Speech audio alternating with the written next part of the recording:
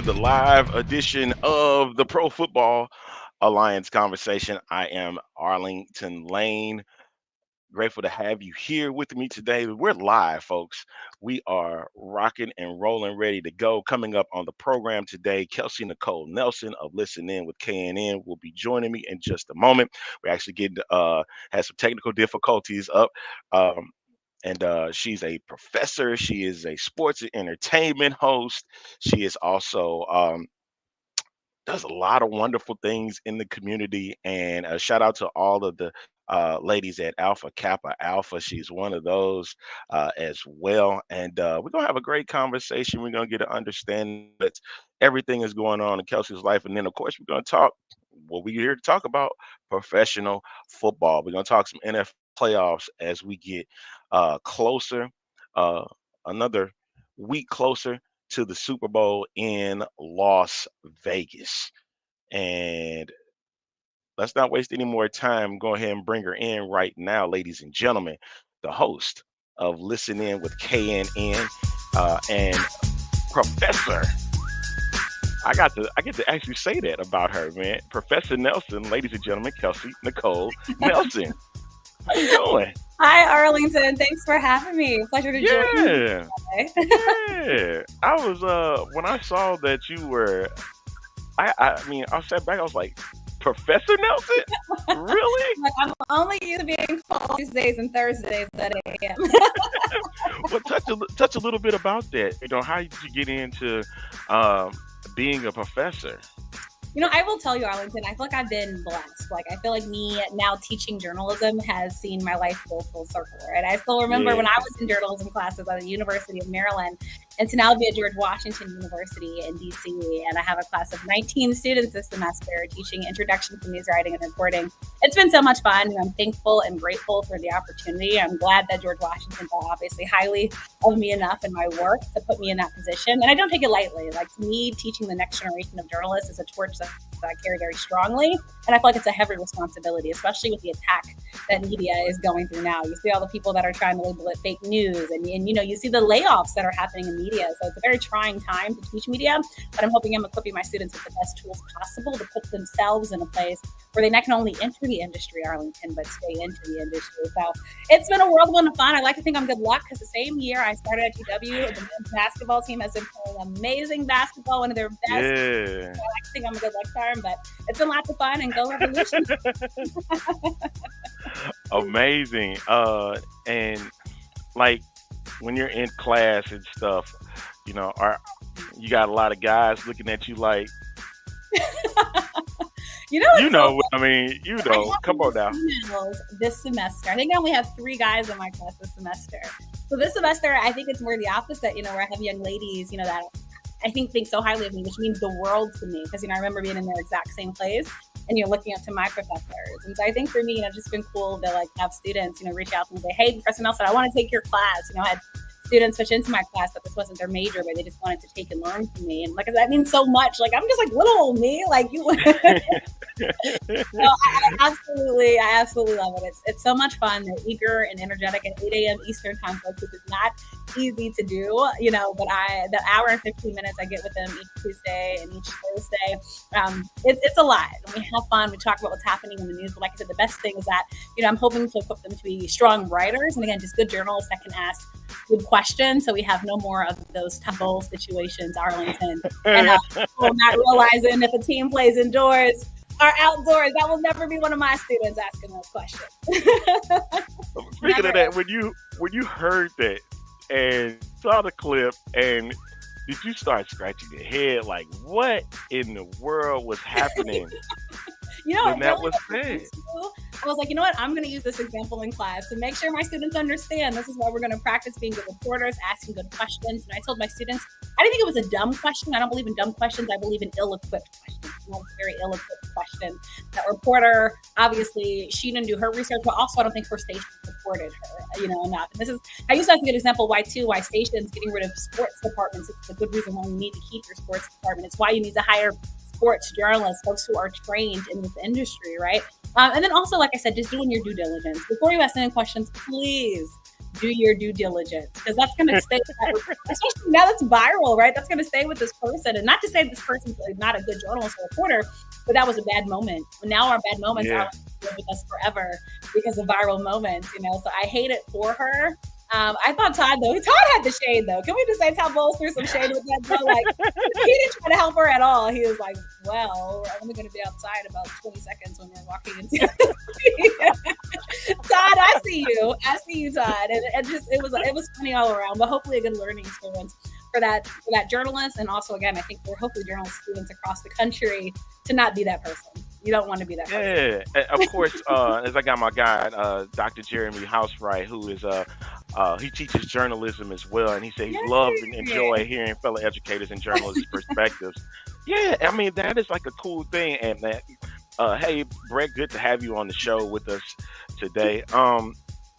Man, I look at certain things like this, and I know journalism is dying off. We heard about Sports Illustrated; they're head the way as well. And what does that perspective have in mind for you as you continue on doing what you do, not just also being a professor, but also being an entertainment and sports host? Yeah, I think for me, Arlington, the Sports Illustrated situation was a great reminder why I'm so thankful that I do have multiple streams of income. Like no longer I think you can count on one institution, folks, to pay your bills. And it's a scary but sad reality. And for me, I've been very big into building my own generational wealth, something that I was not born into. But I think the Sports Illustrated story talks even further about where journalism is going. It wasn't too Arlington last semester, I was talking with my students about Sports Illustrated and the AI story that happened with them, right? And these things that were reported, right? And these stories that were reported using artificial intelligence. And now, not too long later, we're hearing that they're going under. And Arlington, some people like me and you, we grew up reading Sports Illustrated. I used to live for those covers and the writing that was in it. And that's kind of part of the reason I fell in love with sports journalism. To me, sports journalism is a love language. That's what it's always been for me. Just good writing, good reporting, good broadcasting. I absolutely love that. People who can tell stories. So for me, it's the sad end of an era and an institution, but it's also a reality that we live in. We see media companies going under every day. We see layoffs happening every day. I was just at the National Press Club last night with the new president being inducted and talking about, how we're going to continue to protect press freedoms, but also how we're going to continue to diversify journalism. And so I think it's a sad, harsh reality. I hope all these journalists, I hope they do land on their feet. But again, folks, you got to always have a backup plan. And my favorite word in my career and my favorite word in journalism is knowing how to pivot. You always have to know how to pivot because these things do happen. You're either going to get fired or you're probably honestly be with a company like nowadays that goes under. So what else can you do? What other skills can you have? And that's why I think I'm blessed that I'm able to dig in my tool of arsenals and find multiple things that I can do that people can pay me for. But it was just harsh. I mean, like I said, that's an institution we all grew up with. I mean, Sports Illustrated is probably one of the most iconic media brands out there. Absolutely. See that it's going under. It's like, what in the world? I used to live for magazines. I mean, I kept every magazine. Sorry, Mom and Dad, for making the house a little chunky. I kept my sports, I kept my Jets. Like, I kept everything because I wanted to continue to see the good reading. But it's a sad reality, folks. And like I said, again, prayers to everyone impacted by Illustrated layouts. My heart, it was heartbreaking. No words, honestly. Yeah, no more swimsuit issues, man. To get off the newsstand. Go to Instagram. Y'all be fine. Talking it over with Kelsey Nicole Nelson, award-winning journalist, and forgive me for not saying that in the beginning, and professor over at George Washington University. She's kind enough to join me on the show for the Pro Football Alliance conversation, brought to you by PFA Studios. And right now, you got to touch a little bit about your show, and then I guarantee you, folks, we're going to get into the conversation what everybody came for. I promise. All right, but I got to do due diligence because I grew up with football. Right, yeah, I do due diligence before we get into the conversation. Hey, talk a bit about your show, Listen In With KNN, and how it's helped you become more of a sports and entertainment host. I am so thankful, for my show. It's my baby. I sort of say I have no kids, but Listening with KNN is my babies. Just because this podcast, that I started, honestly, was a great way for me to really break into the industry in terms of getting my name known out there. I started it just because, like many people, I was trying to break into the industry and people didn't want to give me a chance to talk sports. And I knew I could do it. And so essentially it was my definition of betting on myself. I wanted to show something where people could just come in and listen to me, come hear me talk, come join the conversation. That's kind of how it started. Never thought I'd still be here 7 years later, still doing it. It's expanded. I have 2 great internship programs.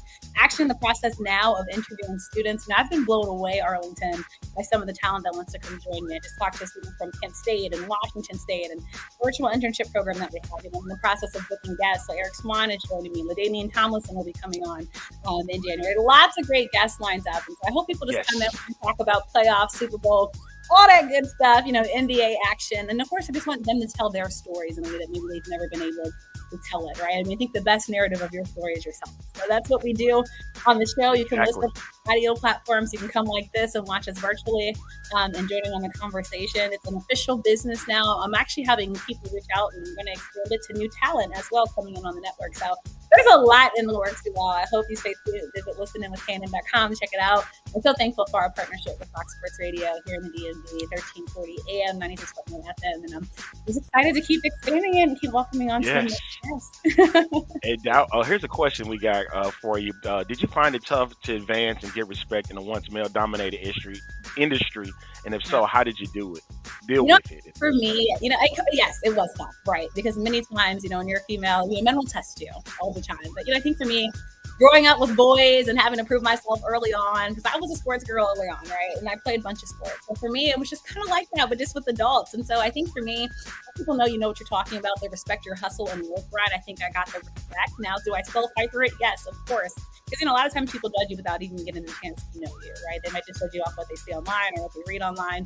But I think for me, it was honestly good work. Nothing beats good work and a work ethic. And I think that's how I've been able to just continue to push through. Also believing in yourself. I think, I love Deion Sanders' quote, don't let my confidence, fool with your insecurities. I think just being confident in myself, saying, hey, I'm going to stay in DC. This is home. I'm not running nowhere else. This is where I want to. And, and I think people just seeing that, like, this girl's serious. And, we have to take her seriously because all the energy and effort she's putting into her stuff, respectable, good work coming out, respectable guests coming to come talk to her, the partnerships that she's been able to forge. And so I think, honestly, also just having a hustle and grinding. Like, I live and breathe this 24/7. This is what I do. This is who I am. And so all that to say, I think that's how I've been able to kind of advance. And, again, just men kind of respecting, like, all right, she's doing her thing. Like, we give her all the respect. I'm just so thankful, honestly, to have many male allies in this industry and mentors. So men aren't too bad. Y'all aren't too bad, Arlington. Hey, man, I feel like I'm a rookie once again. You know what I mean? Getting back into this stage and getting to interview people like yourself and learning more about how you are impacting communities and how you are impacting other women that want to be journalists themselves. So I'm getting a whole fresh experience and impact. So, I applaud you for the things that you do. Since you spoke about being a host and listening with KNN, having these guests, what has been your best moment so far, that you can think of off the top of your head about, something that you've encountered or something somebody may have interviewed? What has been the best moment for you? I think the best one I always point to is LeVar Ball. When I had a chance to interview LeVar Ball, and this was at the height of the dollar brand, I think it made people look at me in a different way because I was able to show a different side of him. I got to show him as a father, him as a Black dad, why he was doing what he's doing. I wasn't trying to make him mad. We talked for an hour and chopped it up. I remember he wanted to talk more. And I'm doing it. I'm like, oh, shoot, that's that hour. I got to end. And my sports director calls me immediately after, like, Kelsey, what are you doing? You should have kept talking. He wanted to keep talking to you. Like, went everywhere. And people started pulling from it, mentioning the show, mentioning my name. And, I'm just thankful that, one, he trusted me enough to tell his story. And, again, that I got to get a side of him. He was vulnerable.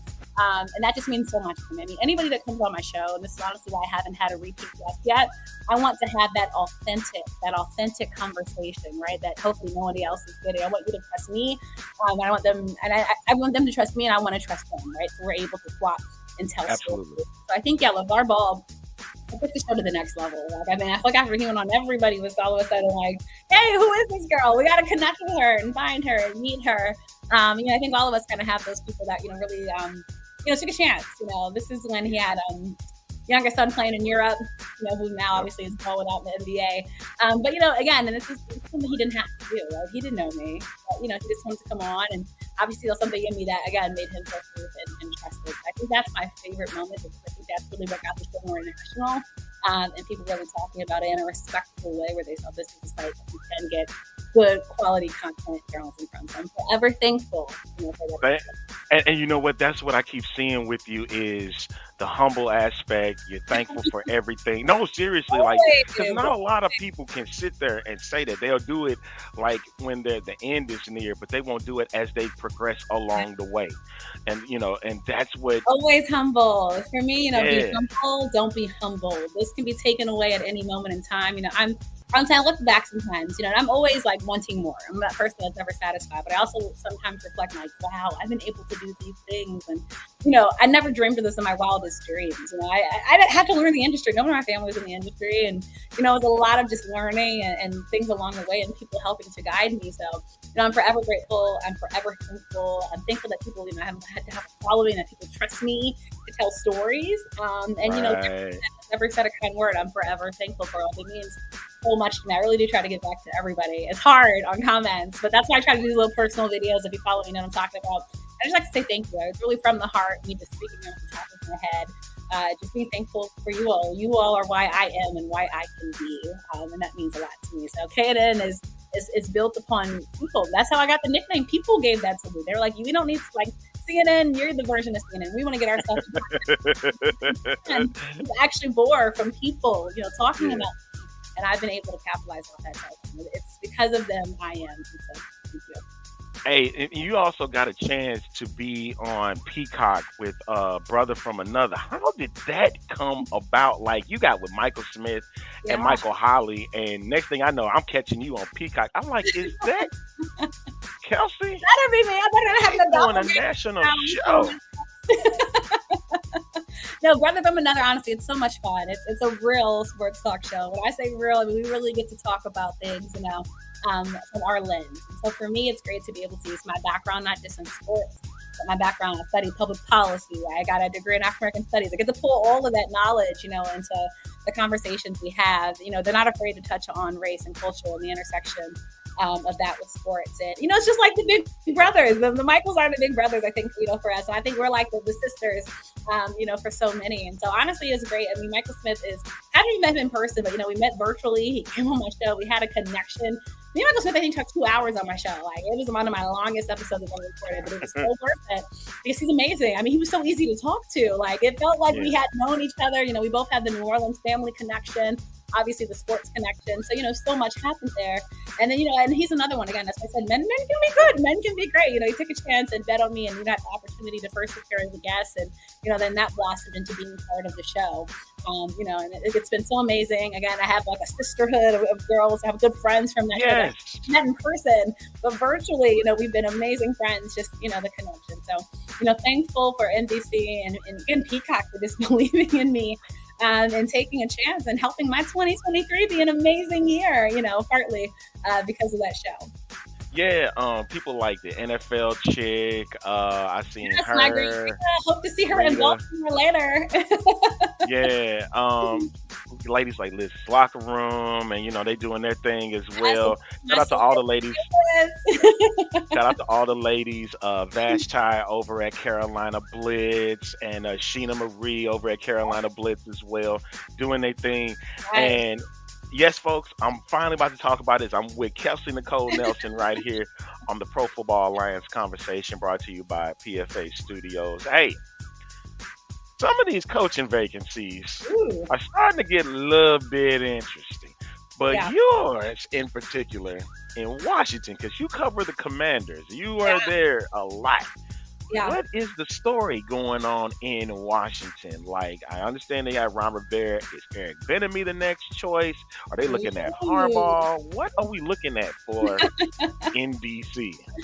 So much is happening in DC, but let me tell you, it's never a dull day in Washington sports. This is why I absolutely love watching it. And you guys might have heard, there's been some things going on with this Washington Commanders team. And, I think after last season, there was so much hope, Arlington, at the beginning of last season when the new ownership came in. Finally, we thought the culture was going to change. We thought, the wins were going to change. And, it felt like Washington was on a new path. We even thought FedEx Field would be better, Arlington. Like, we had hope for everything. And then all of a sudden, it's like reality kicked back in. It's like, well, same old Washington team. And I was talking with somebody about this the other day, and I don't know, I thought 92 was a good year. That's when I was born. But, 92 is the last year, we got to see Washington, in a Super Bowl. And then that's the last time about the Lions and what they've done. Like, so much has been accomplished somehow after, I guess, before I was born. So I don't know, maybe we were all like bad luck babies or something. This Washington team, I think Josh Harris, I think he really did come in first and say, look, let me just see what's happening in the next one, which I don't think is bad. Because, when you first come in, I do think you have to learn the processes. And, sometimes you don't want to just immediately make changes, right? So I think he tried to do that. He kept Ron Rivera at the helm. The team is horrible with 4 wins. I mean, it's embarrassing, right? It's Washington, but for Washington fans, it's more of the same. You go back to games, and each game it was less and less fans and more away fans, Arlington. Again, which is typical in Washington because we've been through this all before. But anyways, all that to say, I think now Josh Harris is like, all right, we have to make changes.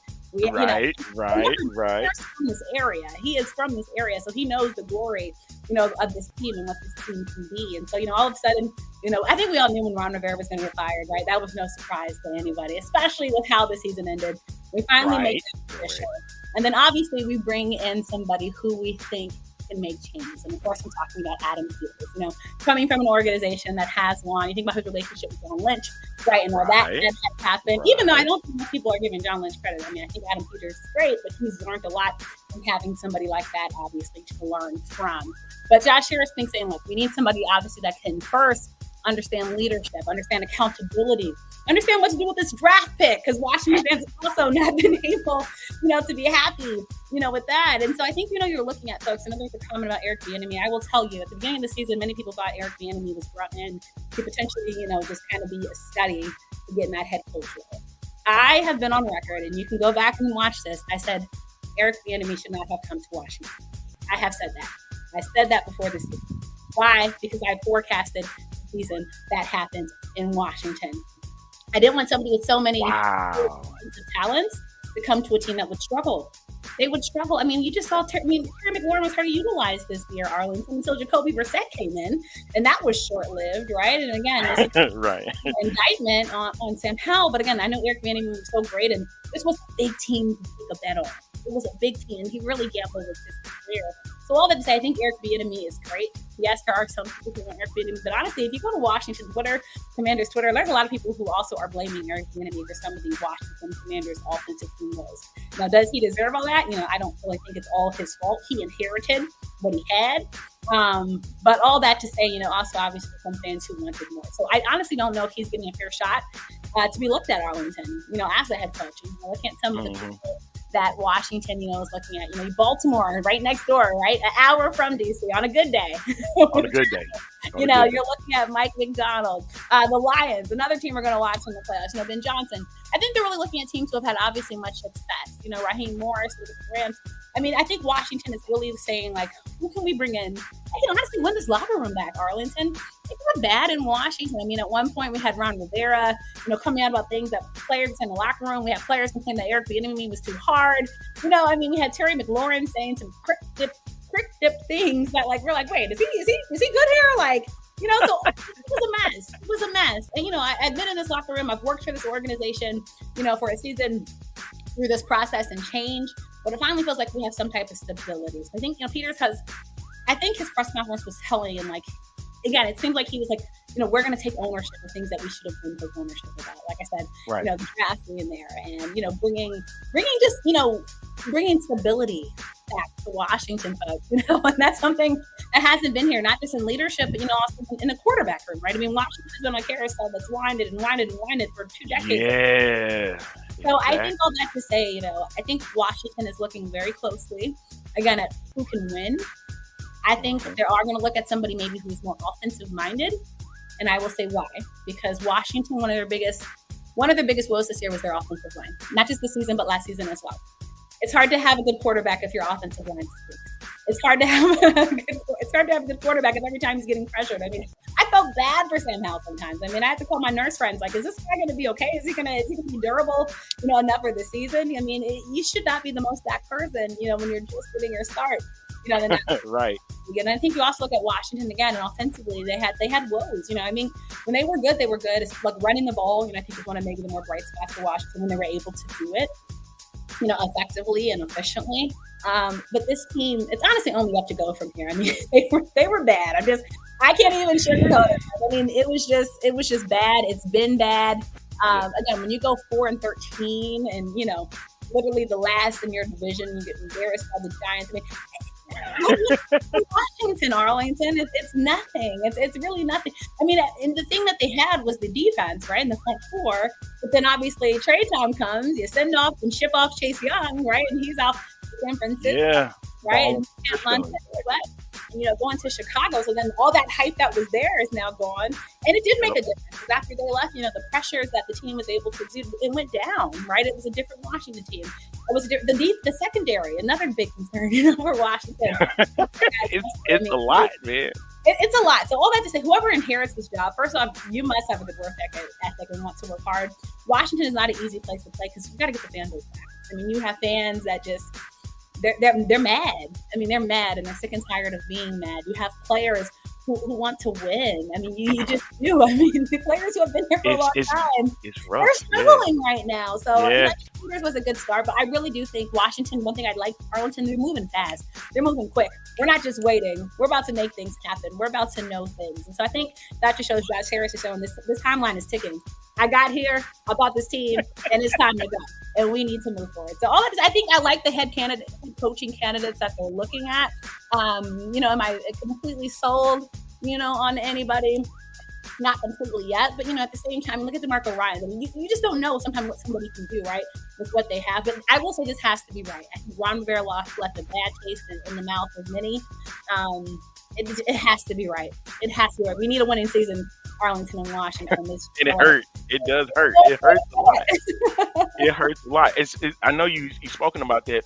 And you look at guys like DeMeco Ryans, Dan Campbell. Is one of those type of coaches would fit in the mold, or you looking like right in the middle? And is there a guy that you can pinpoint right now that could be that guy to lead this Commanders team in the future?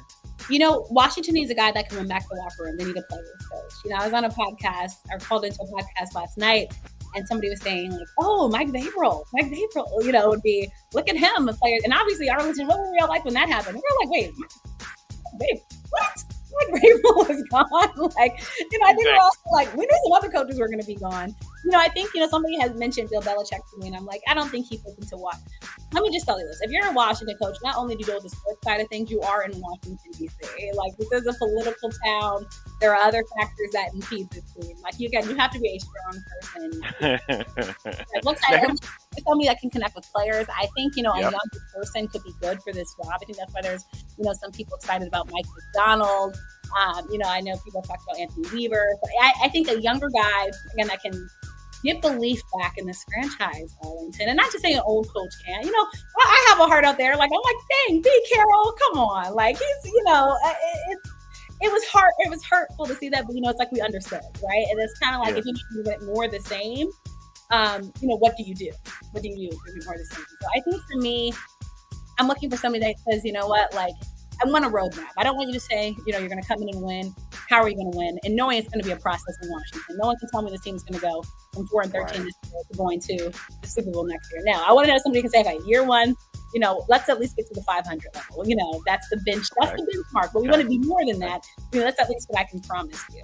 And hopefully maybe by year 3, we're talking about hoisting the trophy up and hopefully bringing a Super Bowl to Washington. I think also this is going to have to be a coach that there's been I've talked to a lot of former players, Arlington. They also want a coach that engages the alumni more. A lot of Washington alumni, former players, they haven't been involved as much as they would like to be involved with these young guys. And I do think that speaks volumes a lot of times. Again, right next door to Baltimore. I think Baltimore has really good alumni relations. And, these guys access these players. And, when I'm hearing former players, say, hey, until Josh Harris came, like, we haven't been reached out to. We ain't getting no phone calls. It's been ghosts. I think you also want to, a coach that understands the history and the culture. Right. Someone that can bring the hogs in and have them explain to young guys, bringing back, that glory, to this locker room. So again, I think it's going to have to be somebody that can just really come in, willing to learn at first, but then Mm-hmm. really sell this team. But again, you have to be able to connect with all these guys in the locker room because it's a broken locker room. Let's gotta be honest, it's a broken locker room.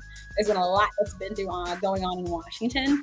Mm-hmm. Josh Harris, I think a lot is weighing on his decision because this is kind of the first I know he's going to let the GM do it, but this is going to be, I think, the first true test of his kind of leadership and administration. I think he's got a good grade with Peters, but what next? And that head coach role is going to be so important. Name that just popped in. Love seeing London Yeah. Fletcher. Yeah, he has history with the Washington team, and of course, Yeah. In St. Louis, they have a big history with him, and being a Rams and being a champion with the Rams and stuff. Yeah. So, brings some very good insight for that as well. The one question that came in: did the Commanders need to actually stick with Howell? Can Eric Bieniemy work with? Can he actually sit and work with Sam Howell, Eric Bieniemy? I'm speaking of, so they can win some games and put the right guys with them. All right, so I'm going to be real on this question. Everybody was hyped about Sam Howell when he first started. I kept telling everybody it's a small sample size we're seeing. I have not seen enough. You talk about working with Sam Howell. Eric Bieniemy, one of the greatest offensive minds, had a whole season to work with Sam Howell, and we saw what we got. Again, this is a franchise that needs to win, and I'm talking to a guy, Arlington. You're in Atlanta, right? So you know about needing a quarterback, right? That can win. So all that to say, well, I know you know Atlanta. But all that to say, I think Sam Howell, I think he's a good backup. I do think he's a good, solid backup. Now, not everyone in Washington's talking about, Caleb Williams and the draft. I'm also not a big fan of hometown guys coming back home. I think it's a lot of pressure to play in your hometown when you're an early starting quarterback. I think the last quarterback, Washington fans are really hype about, and he's a guy that's having beef with his old coach. And I'm talking about RG3, and you might have seen the stuff happening with Jay Gruden online on social media. But, I think Sam Howell, we know what we have with him. Again, a tough guy. I mean, he's not afraid to run into, he's not afraid to get hit and run into people. I think he has a big heart on his sleeve, but he's not able, Arlington, to get the ball down the field and do some other things that we need to hear to happen in Washington. So all I have to say, again, I like Sam Howell as a backup, but if Washington wants to win, he's not going to be the way. We saw a spark happen when Jacoby Brissett was able to come off the bench. I like Jacoby Brissett for a couple of reasons. Not saying I want him to be starting quarterback, but I would like a veteran quarterback presence here in Washington. Obviously Jacoby knows, he knows locker rooms, he knows guys. Also, Jacoby Brissett has a completely different body frame and build than Sam Howell, right? I think he's able to see the field in a much different way. Big body guy, taller guy. You get a much different quarterback set with him. So I think that's what I'm looking for. I mean, look what happened with Joe Flacco in Cleveland. Not saying I want somebody as old as Joe Flacco, but I just think you get a veteran in, and of course it didn't end the way. You never want the guy to throw multiple picks, like Joe Flacco threw. But I do, and of course it went wrong with Washington with Fitzpatrick. Obviously, Alex Smith didn't work out. But I think because Washington has young receivers, young guys, again, somebody that can lead them. So again, I think I'm looking at the draft to develop a quarterback. I mean, look what we just saw with Jordan Love and allowing him time, to develop and prosper. I mean, and all of us are singing Jordan, Love's praises when before we were like, what is he going to do? Was this a mistake? So I think I really want somebody that can come in and learn. But again, I think I want a veteran quarterback here at Arlington in Washington that can, again, Washington's on the timeline, and that can come in and make changes as needed. I think that's a very highly coveted 2 pick. I want to see what Washington does with it. But I think Washington has to stop relying on the draft and just think we can have a savior of a quarterback. That's what people think every time we get drafted quarterback. Oh, he's going to be our savior, and things are going to change. Folks, I've seen this story before. I've seen this climax. I know this narrative, right? Yeah, exactly. I like somehow. I like Taylor Heineke. But they're not the guys that are going to get the job done here. Understood. All right, let's get into it. We're with Kelsey Nicole Nelson right here on the Pro Football Alliance Conversation. She's kind enough to stop by and talk a bit about the gridiron. She's an award-winning journalist and professor over at George Washington University. All right, it's the NFL playoffs. It's coming up in just a little bit. First up, we got it's probably the matchup I want to see, and that's the Texans and the Ravens. That's the first game coming up, and 30 Eastern time. Yes, it's coming, and I'm sitting back and I've been looking at this matchup, and Baltimore seems like they have everything on offense to get the W's.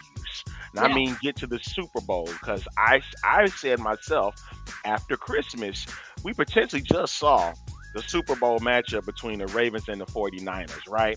And Oh, yeah. then I looked at Houston, and they were playing, kid you not, with house money getting to the playoffs because this team was not looked at the beginning of the season Right. as a Right. team that was going to even not just make the playoffs, but win their division and Yeah. then get a home game at that, right?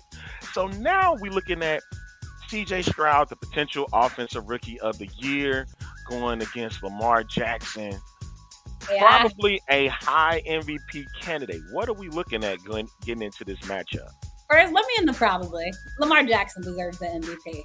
Really? It's no question about it. Yes, I'm going to say that here on this show. I'm giving Lamar Jackson the MVP. Now, going back to this game, I'm so excited, like most people, about this game. Now, I know everyone's talking about these ain't the same old Texans.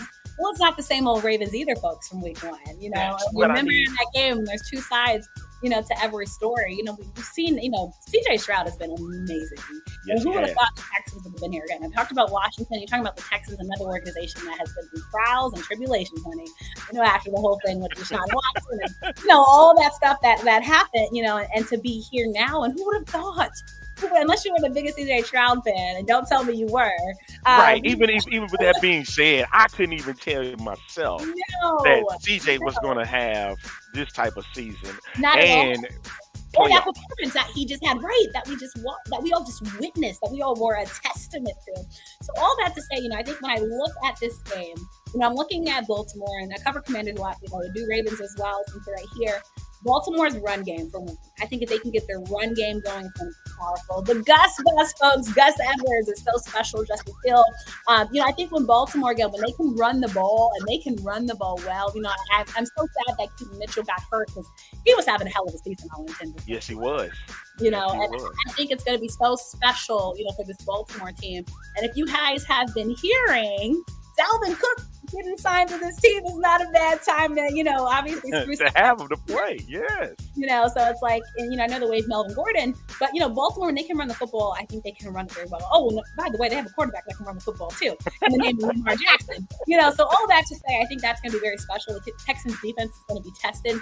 When you look at the wide receivers, you know, Zay Flowers has been, you know, I remember when Hollywood Brown left Baltimore, people were wondering, you know, who's going to be that next guy, that next threat to expand the football field that Lamar can throw to. And, you know, what a jewel they got in Zay Flowers. You know, and Odell Beckham Jr., I think, he's a guy that has helped Baltimore. But maybe that's the point that people thought. You know, Odell got signed, you know, people, and I think this really being a testament, you know, it was a big thing. But you look at Baltimore's wide receiving core, and they got a hell of a receiving core. You look at the tight ends, and even with Mark Andrews getting hurt, you know, you look at Likely and what he's been able, you know, to do. And I don't think people give people enough credit, you know, with the weapons, you know, that Lamar Jackson has had. So I think the Texans are busy because you have so many people to block. You know, Nelson Aguilar. I mean, Baltimore has multiple weapons that you have to defend, you know, and it's going to be hard, you know, I think, to do that. Pat Ricard, I mean, who do they not have, Arlington, as it seems like? I think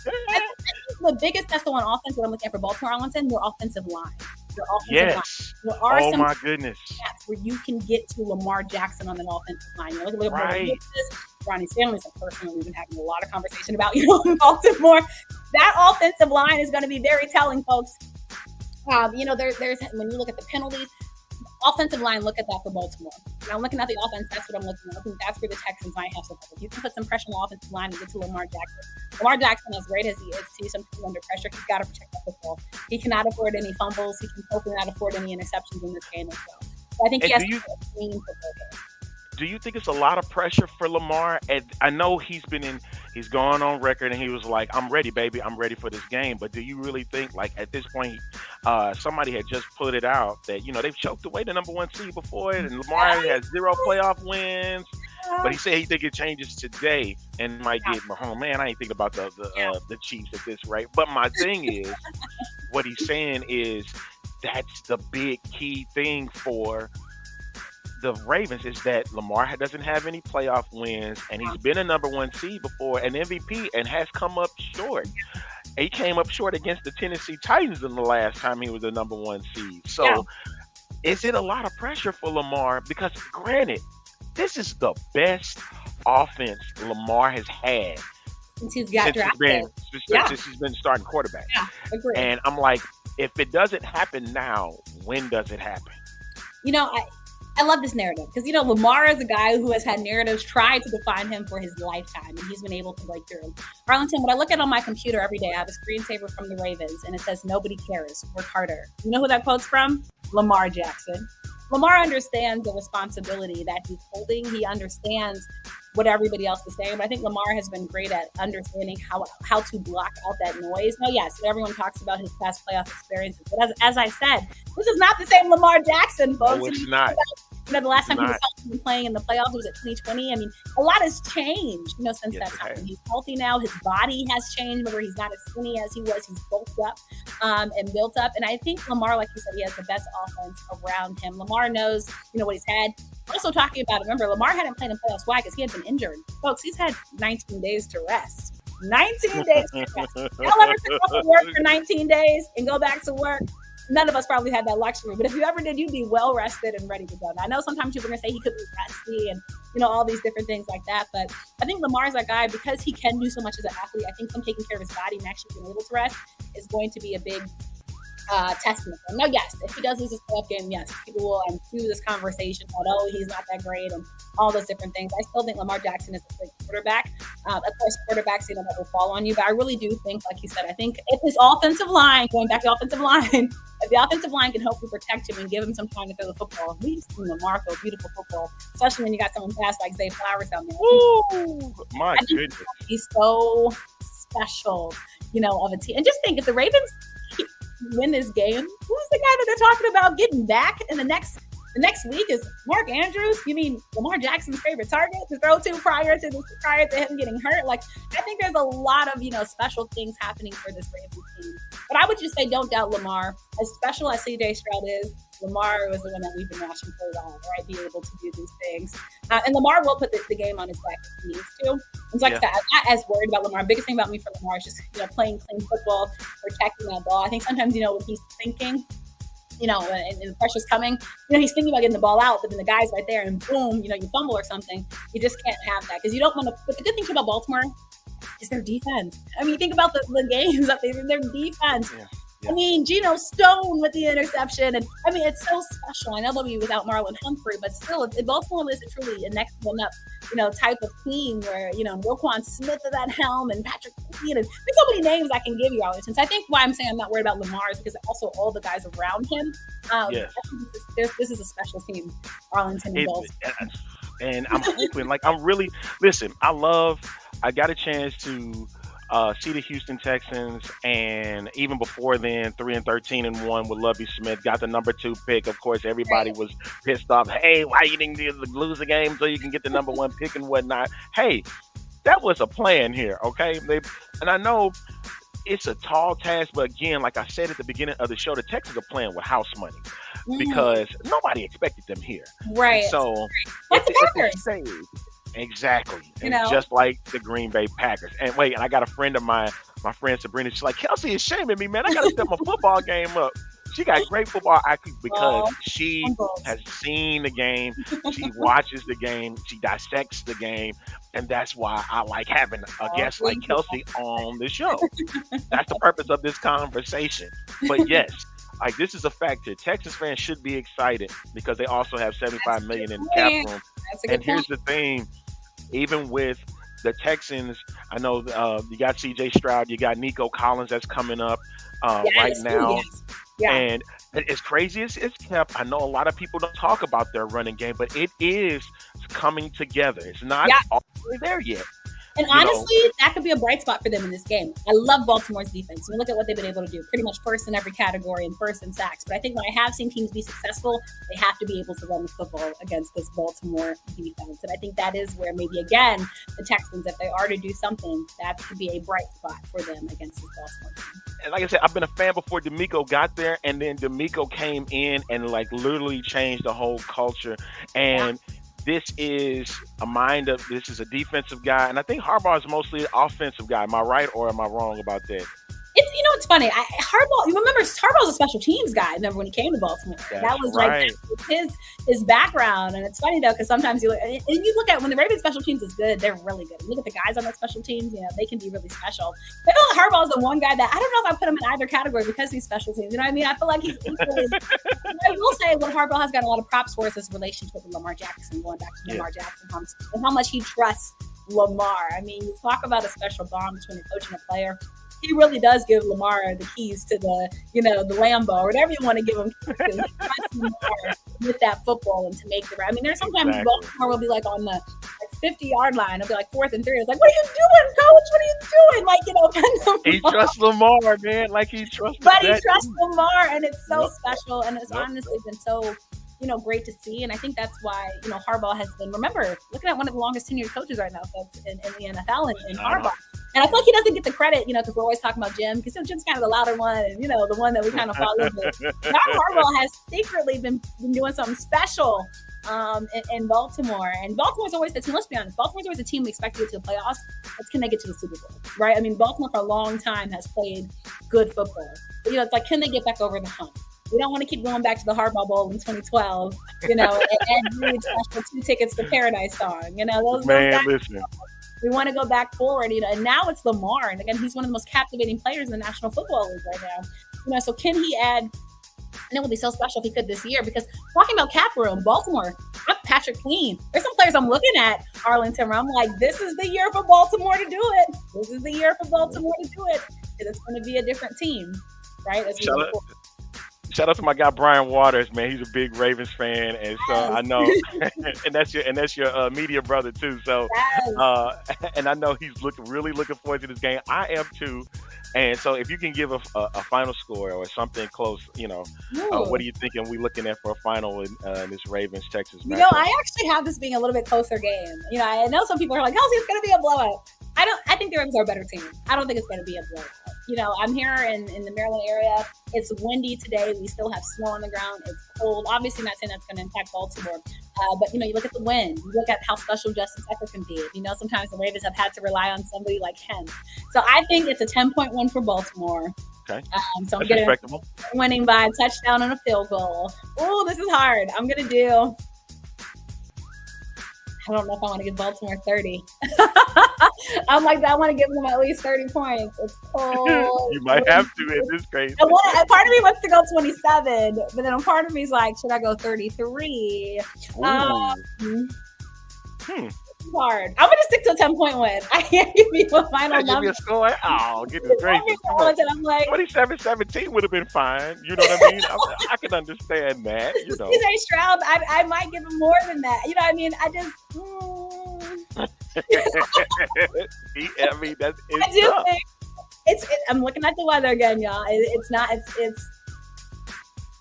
okay. I think Baltimore has the potential to get 30 points in this game. 30-20. At least. 30-20. But if they go to 27, round up for a girl. 37-27.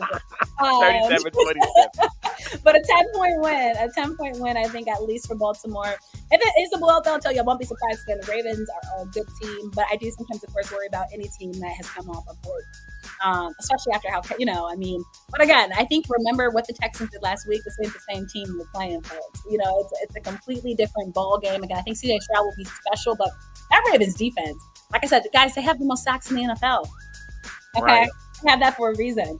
And CJ Stroud, quarterback as he is, he's going to be tested. He is going to be tested. Yes, really Baltimore takes pride in that defense. Roquan Smith takes pride in that team, being able to deliver. So it definitely won't be a cakewalk, like last week. I don't think any of us saw last week happening. But also we had a quarterback that gifted multiple picks to that defense. But yeah, it's honestly going to be a good game. But like I said, I think it's honestly the top game of the weekend. That a lot of folks say, well, maybe Lions fans might push back on me, like Kelsey, come on, but to me, it's the top game. We got 2 black quarterbacks. going at it in the action. One who I think has established himself and one who is honestly up and coming and really surprising folks. So, does it get any better than this? Block your calendars off. This is must-watch football. Folks. Hey, this is probably going to be it should be the best game of the weekend. As I'm talking with Kelsey Nicole Nelson, award-winning journalist and professor right here on the Pro Football Alliance conversation. We've been having a great conversation as it is already. And, man, this thing has been flying by, like, so quick. All right. We got other matchups that we want to touch on just a little bit before we get out of here. Yeah. Of course, we got the Packers and 49ers. Afterwards, you got Jordan Love going against Brock Purdy, who is also Brock Purdy himself being MVP candidate. Also, I think Christian McCaffrey in this game. That Ravens game, you still got Brock Purdy? Wait. Christian McCaffrey was the guy, man. Listen. I'm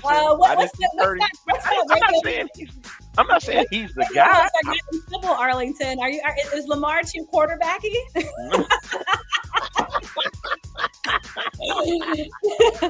I'm forgetting her name. Forget the name in this case, right? That's what we do it. But no.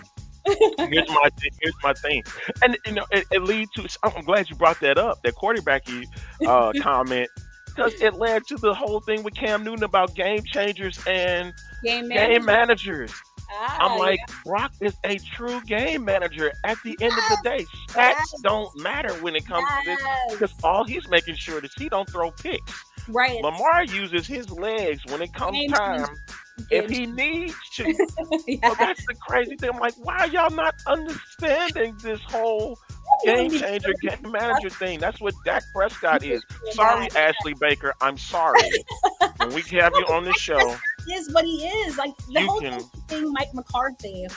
That's when the Cowboys said they kept Mike McCarthy, it's like you going back to an ex that you already know what you're going to get with them. Like, I'm going back as person because I'm going to get the same old thing with Mike McCarthy. Dak Prescott, we know what and the people, honestly, it was offensive to me that people were trying to give Dak the MVP over Lamar Jackson. Don't do that. Do better.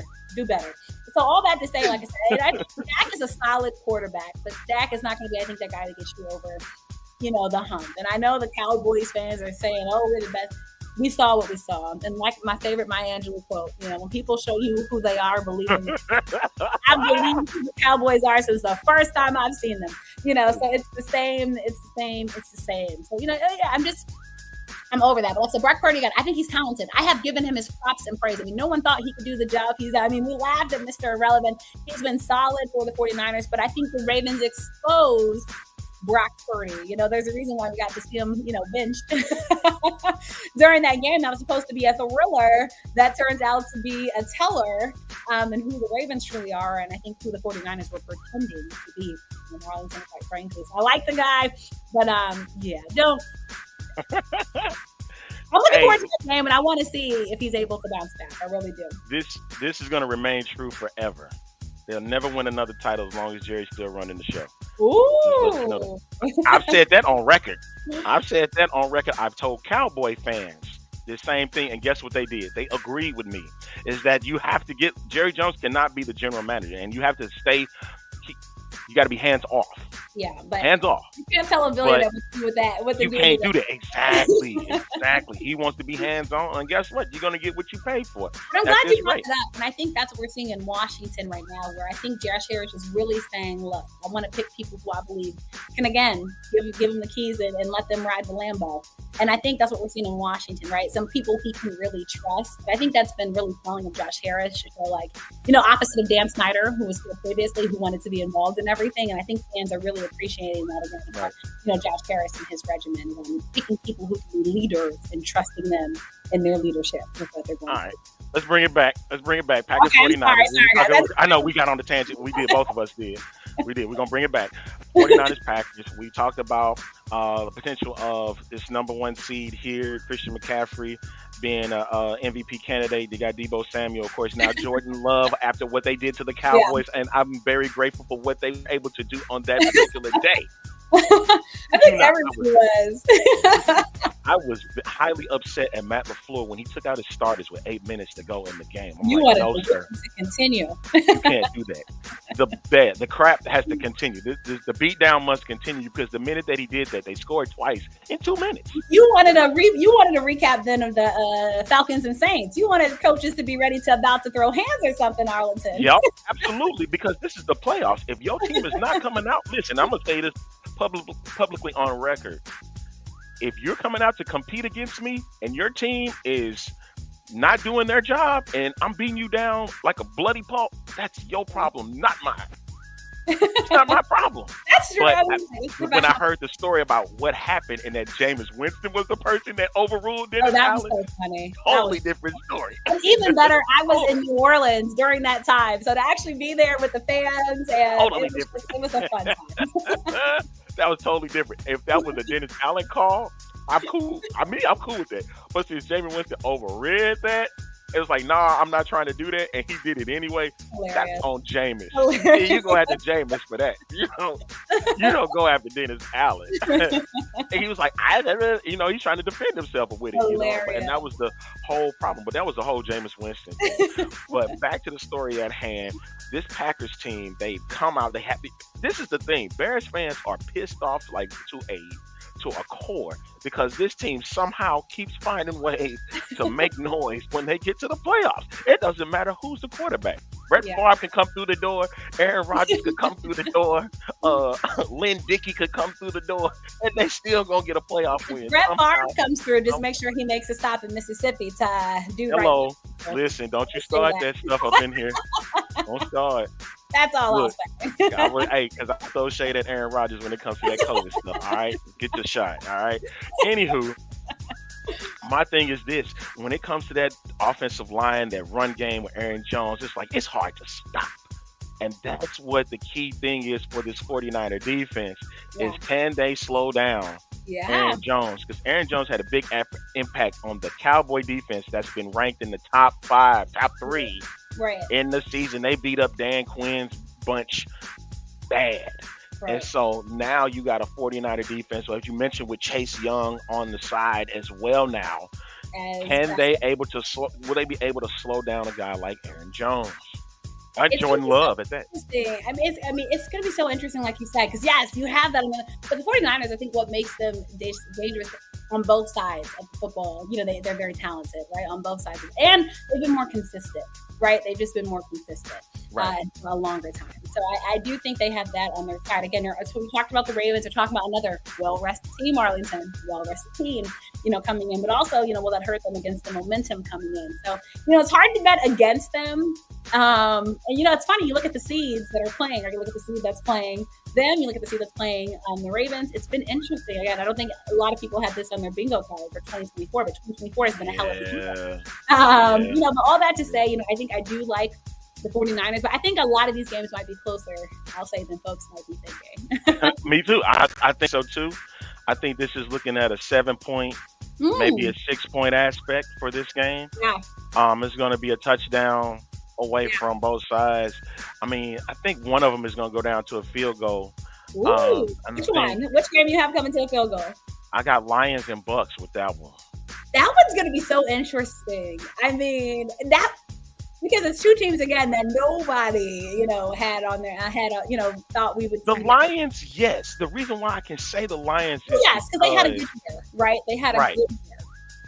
And they were years, that division we didn't know. Exactly. And then, we got, Baker Mayfield. We got 2 number 1 draft picks, that's going at it back to back. Yeah. So and I will say, I'm so happy for Baker Mayfield. I feel like, his narrative and story has been so windy, but it's been good to see. He's happy. And I feel like he's been able to really control his narrative. So I'm very excited for this opportunity that he has. It's hard to in this game because, again, you're happy for the Lions because they're finally here. And we don't want to wait another lifetime. I don't want to talk about the Lions again when I'm old and gray. We want this to hopefully build something up. I'm excited. I have a lot of Michigan students in my class. I'm excited for them. But it's going to be an interesting game. You look at the quarterback. Really, the quarterbacks on both sides of the ball, I think, have something to prove and something to tell. So I think football fans, this is the best weekend ever. Please, if you have a loved one that loves football, give them some grace and some space because we are going to be going through a lot of emotions this weekend watching these games. It's going to be brutal, man. From being a new Houston fan, before D'Amico, because I got that on my tag. He's like, well, you ain't never been through the whole thing with Houston, but I know about it. Okay, listen, I understand what Houston fans are going through, and like right now, this is the best time to catch the Houston Texans at this rate, because you're probably not going to get this type of thing. Yeah. As long as D'Amico there, I think they'll be fine. And he's been such a jewel for them and a dime. And, it shows when you bet on good coaches, good quality coaches, wonderful things can happen. And it's been just fun. I just love how C.J. Stroud stole Trevor Lawrence's thunder. I really love it. That's so true, because we're not talking about. That's so true, because remember, we weren't right, and exactly right. Who's talking about Trevor Lawrence right now? Nobody. And my best small voice. That's what I'm saying. They stole the thunder, man. And that's where I'm at with that team. But we speak about the Bucs and Lions real quick. You got they got their running backs with Gibbs and Montgomery, right? And then they got Amon St. Brown. And then James Williams is coming on strong with this Detroit Lion offense. I know. And, of course, Mike Evans being in a playoff game is everything. I don't think people got to understand what is at stake here. We just need him to come up big. Listen, just need to come up big in the biggest moments of the season. But I think with that Lions game, that's going to be 3 points. I'm about to say that one's probably going to be, that one, it's hard for me to see a blowout in that game. And I don't see because you got 2 teams. I think somebody's going to throw a pick in that game. Someone's going to throw a pick in that game. A big one. It's going to be an interesting game. Again, we can't have anybody in football. It's hard for me to pick, though, in these games. Like I said, these games have been I think the Ravens-Texans is the only one I've been and then maybe the 49ers game. But the Ravens-Texans is the one I feel most comfortable, just picking on. But these other ones, like I said, it's been interesting, folks. It's good for the NFL, though. It's a good problem to have. Yes, it is. Yes, indeed. And, of course, the last one, the final one, of course, everybody's going to be looking forward to seeing that one, because it's Patrick Mahomes' first playoff road game. And he's going to high ride. But he used to. Arlington, we might have to go get some shovels and, help Buffalo out, make sure they have the game on time. But Pat Mahomes is used to the cold, so that's nothing wrong with it. But just not in his own home stadium. That part. And remember the consistency we're looking for that, who is going to be that person to step up, for the Kansas City Chiefs, right? You've been talking about the receivers and kind of those woes, Travis Kelsey not having his typical, kind of season. So all that to say, I think Patrick Mahomes, this is going to be a game that he really is going to have to put on his back. I think we're going to see him scramble for first downs. And I think we're going to see him get angry. Don't be surprised to see angry Patrick Mahomes. Oh, yeah. Angry Patrick is going to come out this from here, memes, I think we're going to get all that, in this game. But the Chiefs are the team that you just can never count out. It's like somehow, some way, they just seem to get it done. But I will say, Josh Allen, we talk about Lamar. Josh Allen should be another guy people are talking about has a narrative and something to prove. And, he's playing with a guy from my neck of the woods and, Stephon Diggs, who I think, will be very telling and interesting to see if he's able to get the ball to him. But Josh Allen has weapons. Talk about Baltimore's weapons. Josh Allen has weapons. Talk about a run game that are able to get things going. So it's going to be interesting. That one's actually going to be, I think, a really good game. And I think that honestly, that'll be a close one, too. Other than Texans-Ravens, I think that might be the game I'm probably second most excited to watch and see. And this is true. Buffalo's defense is too beat up right now, so that's also got to be in play for this game. And he's going against Patrick Mahomes. Beat up defense with the guy who can throw the ball literally anywhere. Right, and the key is going to be, Josh Allen is a gunslinger. I know a lot of people look at him as like a Brett Favre of sorts, because he'll make turnovers and I was going to say dangerous gunslinger at times. Yeah, slinging turnovers like they Apple. You know what I mean? So I'm like, it's going to be crazy to see. Josh Allen is the guy that you take to the gun range to make sure he's shooting on point. You just go in the wild, wild west with and be like, you got it. I'm taking him to the range first, and then we'll go out. And make sure that we're on target. And I like Josh. This guy right here, he's a big Chiefs fan. I'm talking about diehard. Okay. Losing his absolute mind. I say, I pick Buffalo. So you have Patrick Mahomes going. Bye. Yeah. Okay. I need the Bills to get to play the Ravens, because I need them. Ooh, that's gonna be. I need the Bills and the Ravens 1 and 2. And it's gonna go down to the wire, man. Like Bills and Chiefs beforehand went down to the wire. It was in overtime, right? And we had that overtime game in Kansas City. This ain't gonna be no sit there to say a 10-point.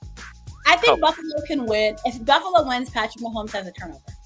If Buffalo wins, Patrick Mahomes has a turnover. It's got to be a fumble. It can't be. It's not too many times you throw a pick. Yeah, right. It has to be some type of turnover. And Baltimore, of course, Buffalo is going to have to recover. But I think that's the way that Buffalo wins this game. Like I said, it's hard. Even though the Chiefs have had their ups and downs of that rocky relationship, they're still hard. It's like you still not at the end of the day. Somehow they're going to be on your doorstep. Yeah, and it's hard to bet out against them, you know. So, but I like Buffalo. But like I said, I'm not fully sold on Buffalo. Even though I would love to see Bills fans. You know, I honestly would love to see Bill fans with the Super Bowl because they're just so much fun to watch. That AFC title game is going to be very interesting, and it all starts in just a couple of hours, 3 hours, as a matter of fact, from time here in the Central. Right. I know East is 3 hours for you too, but hey, I'm looking forward to all of this. This has been great, Kelsey. Thank you so much for coming on. Thank you for having me. And we went into overtime a little bit, but I think it was well worth it. Well worth it. Yeah, it was fun with you. Yeah, before you go, tell our listeners and watchers of the show where they can find you and to keep up with this great conversation as we go along in the playoffs. Well, I thank you so much for having me again. If people want to follow me, which I hope you do, you can follow my website, KelseyNicoleNelson.com. Easiest way to reach me. Also follow me on social media, The Real K Nelson. Bring it. I talk shop all the time. So bring it to me. I absolutely love talking football, basketball, whatever you got. Come speak it with me and dish with me. And like Arlington said, you can catch me a lot of different places with social media. The best place to find me: Facebook, just Kelsey Nicole Nelson; LinkedIn, Kelsey Nicole Nelson. Connect with me, and let's have fun. Arlington, you're on mute. We can't hear the. I see it now. Hey, congratulations on all your success. Because I had to make sure that everybody heard what you had to say. You have been amazing, and hey, we gotta have it. I know you said you don't have repeat guests, but I got to have it because if I got a good conversation like this, it's got to remain. I love it. You know what I mean? Especially if the Ravens get into the AFC title game, I might have to have a special panel come in, and we're gonna get it in and definitely get into this conversation. I hope they do, and everyone going to Baltimore, safe travels and prepare for the cold. But Baltimore, the Ravens flock will show up. Expect to hear them on TV. They will be loud. Exactly. All right. So just for a little while, hey folks, if you get a chance, make sure that you go. You can check out our show on Pro Football Alliance on Facebook and on YouTube. Okay, we got our YouTube channel up and running. Facebook, follow at Pro Football Alliance. All right. So for Kelsey Nicole Nelson, thank you so much. We'll see you next time. I'm Arlington Lane. We'll catch you next time for another edition of the Pro Football Alliance conversation right here on Facebook and YouTube. Take care, everybody.